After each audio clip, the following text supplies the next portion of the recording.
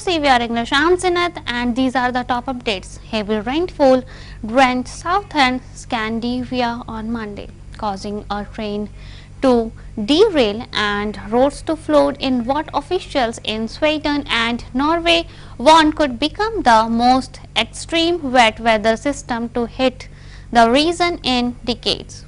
Swedish and Norwegian meteorologists issued red alerts, the most severe warning level, covering several days this week, and said the hardest hit place could receive a month or more worth of normal rainfall in 24 hours and the worst floods in 25 years in Norway, or even 50 years for Sweden. A train carrying more than 100 passengers derailed in eastern Sweden as the rain partly washed away the railway embankment, injuring their people who were taken to hospital. Police said gale force wind and thunderstorms knocked out local power lines and disrupted several Baltic and North Sea ferries as well as some air traffic, while Norway suspended certain trains services and postponed a number of outdoor football matches, hitting Sweden late on Sunday and reaching Norway on Monday. The low pressure system was dubbed Hans by the Norwegian Meteorological Institute, which said naming the weather system makes it easier to get the public's attention. Authorities warned those most affected to stay away from rivers and steep slopes and only travel when strictly necessary. They said there was a high risk of widespread property damage as the downpour was set to continue in the coming days.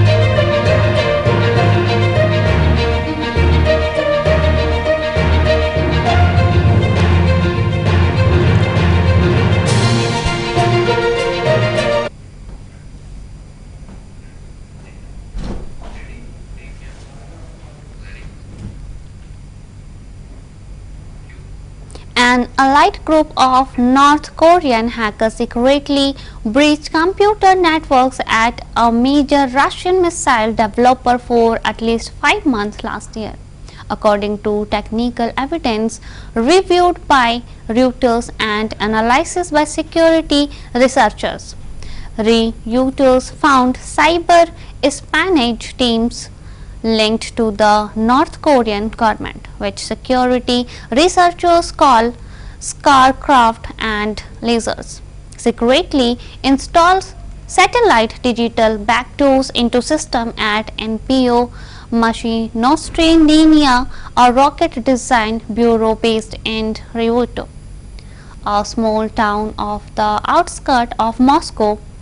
Reuters could not determine whether any data was taken during the instruction or what information may have been viewed.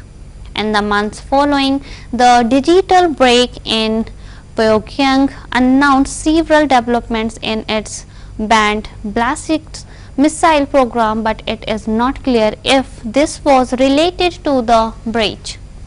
Experts say the incident shows how the isolated country will even target its allies, such as Russia, in a bid to acquire critical technologies and PO. Australia did not respond to requests from Reuters for comments. Russia's embassy in Washington did not respond to an email request for comment. North Korea's mission to the United Nations in New York did not respond to a request for comment. News of the hack comes shortly after a trip to Pyongyang last month by Russian Defense Minister Sergei Shoigu for the 70th anniversary of the Korean War. The first visit by a Russian defense minister to North Korea since the 1991 breakup of the Soviet Union.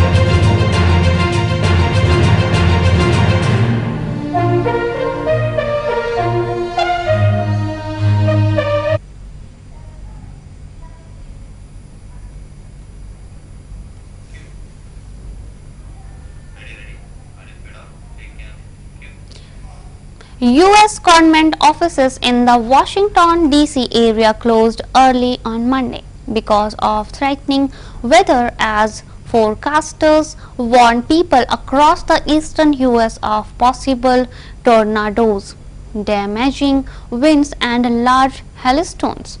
Fast-moving thunderstorms and powerful winds topped streets and knocked out power for nearly 2 lakh homes and businesses in neighboring Maryland and Virginia. According to tracking website Power Outage US, as many as 8 lakh customers had lost power in the southern and mid-Atlantic states, how drenched with rain and pelted with some hail. The nation's capital had escaped any twisters by the time a National Weather Service tornado watch expired at 9 p.m. The Federal Aviation Administration ordered departing flights grounded at airports in New York, Washington, Philadelphia, Atlanta, and Baltimore because of thunderstorms. The FAA said it was rerouting aircraft around the storms as much as possible. Libraries, museums, the National Zoo, pools, and other municipal and federal services in the Washington area were also closing early. The U.S. Office of Personnel Management said federal employees had to depart no later than 3 p.m. flight away. A flight tracking site said more than 2,600 U.S. flights had been cancelled, including 102 at Washington Reagan National Airport and 35 Washington Dulles. Another 7,700 U.S. flights had been delayed.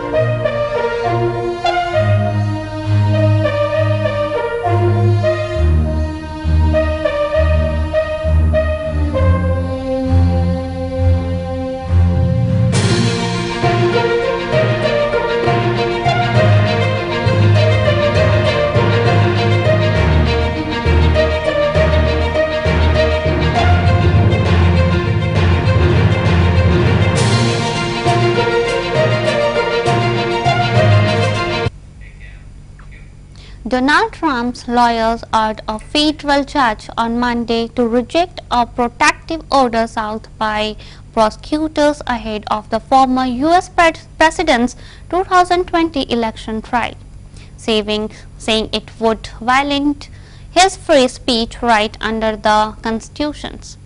Prosecutors, in asking for the protective order, argued that Trump could otherwise improperly disclose confidential evidence before trial. Trump's attorneys, in a 29-page filing to U.S. District Court in Washington on Monday, did not directly address the assertion of potential witness intimidation. Donald Trump's lawyers asked a federal judge on Monday to reject a protective order sought by prosecutors ahead of the former U.S. president's 2020 election trial, saying it would violate his free speech rights under the Constitution. Prosecutors, in asking for the protective order, argued that Trump could otherwise improperly disclose confidential evidence before trial. Trump's attorneys, in a 29-page filing to U.S. District Court in Washington on Monday, did not directly address the assertion of potential witness intimidation. However, the need to protest that information does not require a blanket gag order over all documents produced by the government, Trump's attorneys wrote in the court papers. In a trial about First Amendment rights, the government seeks to restrict First Amendment rights, Trump's attorneys said, referring to the right of free speech guarantees by U.S. Constitution.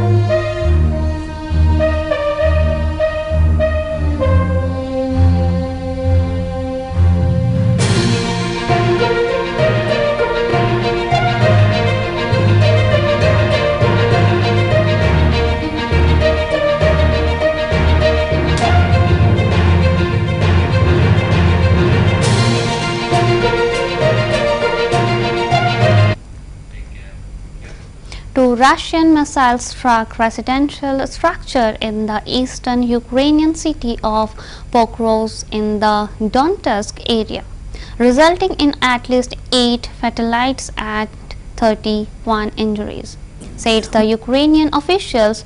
Authorities in Ukraine on Monday released video and images showing people sorting through the debris, which including a severe damaged 5-story apartment complex. The injured were being treated on the site by an ambulance.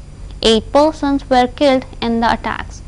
According to the governor of the Donetsk region, Pavlo Kirilenko, including 5 civilians to rescues and 1 soldier, 4 civilians were killed in the first incident, while 1 emergency worker was killed in the second. According to prior comments from Interior Minister Ihor Klemko, search and rescue efforts were still going on. Klemenko said 10 members of the Ukrainian security services were among the 31 injured, most of whom were civilians. Officials also said, according to Kirilenko, the attacks caused damage to a hotel, residents and other civilian infrastructure.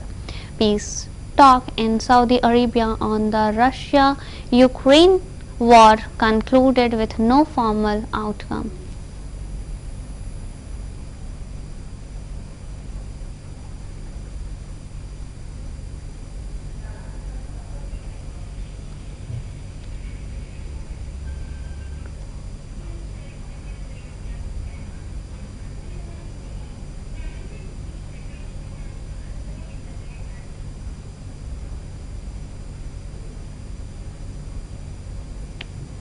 Struck the Ukrainian city of Pokrovsk in Donetsk. The regional ally of Moscow has, however, refused to take sides both during and post the talks. Chinese Foreign Minister Wang Yi, in a telephonic conversation with his counterpart Sergei Lavrov, said China would continue to hold an impartial position with the aim of finding a political settlement to the conflict. Earlier in a statement, the United States praised China's participation in the Jeddah talks as productive. State Department spokesperson Matthew Miller said National Security Advisor Jake Sullivan and Deputy Secretary of State Victoria Nuland had met with China's special envoy and former Chinese ambassador to Russia, Li Hui, on the sidelines. We have long said that it would be productive for China to play a role in ending the war in Ukraine if it was willing to play a role that respected Ukraine's territorial integrity and Ukraine's sovereignty. And as I said when I was asked about this a moment ago, we believe it's helpful for countries to attend and hear directly from Ukraine. And I would note that Russia apparently objects to that because you saw Russia criticizing this meeting over the weekend. Meanwhile, on the front lines, the Russian Defense Ministry issued a battle report on the build-up of Moscow's main forces in Kupiansk, claiming to have destroyed multiple Ukrainian armored platforms. The Russian air defense troops also claimed to have shot down multiple HIMARS rockets and Storm Shadow cruise missiles. On the other hand, 2 Russian missiles struck the Ukrainian city of Pokrovsk in Donetsk. The regional governor alleged the Russian strike hit multiple residential structures, leaving 8 dead, including 5 civilians, and left 31 injured. Зараз триває рятувальна операція в Покровську Донецької області. Після російських ракетних ударів. Ракети «Іскандер» проти звичайних житлових будинків. Всі наші служби працюють на місці. На жаль, є жертви. Є поранені, є загиблі. Мої співчуття рідним та близьким. Від повторного ракетного удару, на жаль, є загиблий серед співробітників ДСНС. Полковник Андрій Омельченко, заступник начальника ГУ ДСНС в Донецькій області. Вічна пам'ять. Footage released by Ukrainian officials in Pokrovsk show emergency responders conducting research and rescue operations amid the rubble. Второй прилет, гостиница «Дружба». Понимания по жертвам пока нету. Пішла, подивилася, потім відкрила цей балкон, вийшла на балкон, там прожарки під'їжджають. Я пішла в душ, покупалася, прийшла до мене, телефон зазвонив. Я взяла по телефону, говорю, сижу, і вдруг от это вилітає, вот это вся мудря, що нависіла на вікні. The wildfire currently being tackled by over 800 firefighters started on Saturday in the municipality of Odmira in the Alentejo region but has since spread south towards at Algarve, one of Portugal's top tourist destinations. High temperatures and strong winds are complicating efforts to combat the flames, which have destroyed over 16,000 acres of land. Shortly before sunset on Monday, the sky is Odmira turned dark as a huge smoke cloud filled the air. Southern European countries such as Portugal have been grappling with record-breaking temperatures during the peak summer tourist season, prompting authorities to warn of health risks. Scientists say heat waves are becoming more frequent, intense, and spread out across seasons due to climate change. Authorities have declared more than 120 municipalities across Portugal at maximum risk of wildfire.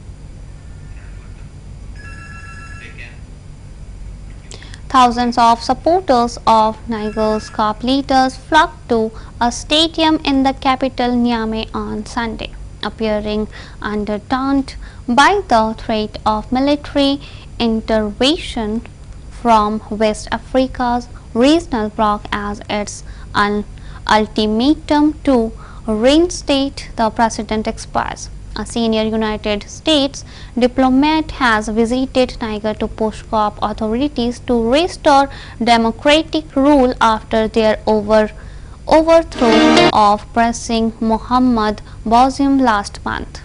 Victoria Nuland, the U.S. acting Deputy Secretary of State, said on Monday that she held a frank and difficulties talks with military leaders Moussa Salwa Bormu and 3 of his colonels in Nigeria's capital, Niamey. It was the first trip by a U.S. official to the country since the COP on July 26. Nolanda's request to meet with Bazoum and Abdurrahman Tahini, the self-proclaimed head of the military government, were denied, she said in a telephone briefing afterwards with reporters. She offered a grim assessment of her talks with the military leaders. They are quite firm in their view of how they want to proceed, and it does not comfort with the constitution of Niger, she said. It was difficult today, and I will be straight up about that.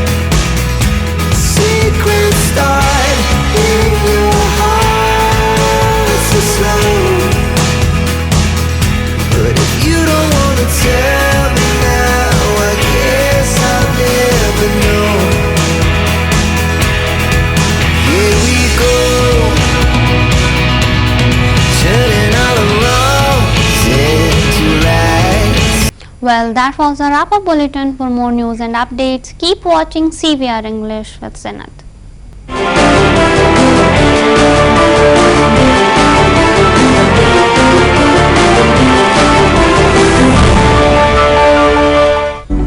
CVR English is the only channel